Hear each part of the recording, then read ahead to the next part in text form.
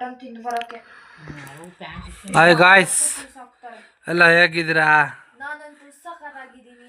Welcome back to another vlog. Guys, ಇವತ್ತ ಮನೇಲಿ ಪಲಾವ್ ಮಾಡೋಕ್ಕೋಸ್ಕರ ಎಲ್ಲ ಕಾಳೆಲ್ಲ ಬಿಡಿಸಿಟ್ಟಿದ್ದಾರೆ ನೋಡಿ. ಎಲ್ಲ ಬಿಡಿಸಿಟ್ಟಿಲ್ಲ, ಒಸಿ ಅಷ್ಟೇ ಬಿಡಿಸಿಟ್ಟಿಲ್ಲ. ಕಾಳು ಮತ್ತೆ ಎಂಥದ್ದು ಬಟಾಣಿ ಅವರೇಕಾಳು. ಇವರು ಈ ಮೇಡಮ್ ಅವರು ಉಪವಾಸ ಮಾಡ್ತಾವ್ರು ಇವತ್ತ ಷಷ್ಠಿ ಅಂತೇಳಿ.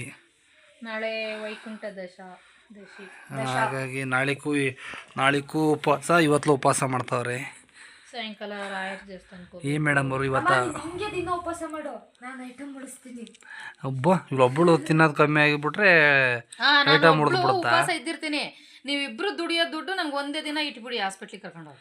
ಸಿಪ್ಪೆ ಹಾಕಿ ಹರಿತಿದ್ಯಮ್ಮ, ಚೆನ್ನಾಗಿರಲ್ಲ. ಪಲಾವ್ ಉಣ್ಣೋದು ಚೆನ್ನಾಗಿರಲ್ಲ. ಇದು ಸಿಪ್ಪೆ ಹಾಕಿದ್ರೆ ಟೇಸ್ಟು.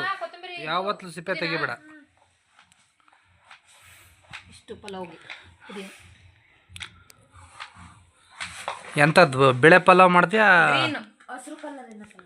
ಹಸಿರು ಕಲರ ಮೊನ್ನೆ ಕೆಂಪನ್ ಮಾಡಿದ್ನಲ್ಲ, ನಮ್ಮ ಕಣ ಉಪ್ಪು ಖಾರ ಮಾಡಿ ಕೂರಿಸಿದ್ದಲ್ಲ. ಸಂತೋಷ ಪಡಬೇಡ, ಮಾನ ಮರ್ಯಾದೆ ತೆಗಿಬೇಡ ಆಯ್ತಾ? ಚೆನ್ನಾಗಿಲ್ಲ ಅಂದ್ರೂ ಚೆನ್ನಾಗೈತೆ ಅಂತ ಹೇಳ್ಬೇಕು. ಒಂದ್ರಿ ಇವತ್ತು ನಾವು ದೇವಸ್ಥಾನಕ್ಕೆ ಹೋಗ್ತಾ ಇದೀವಲ್ಲ, ಅದಕ್ಕೆ ಪಲಾವ್ ಮಾಡ್ತಾ ಇರೋದು. ಒತ್ತೆ ಅಂತಲ್ಲಿ ಅಡಿಗೆ ಮಾಡಿ ಇಟ್ಬಿಟ್ಟು ರಾತ್ರಿ ಬಂದು ಉಂಡ್ಬಿಟ್ಟು ಮೈ ಕೇಳೋದಷ್ಟೇ.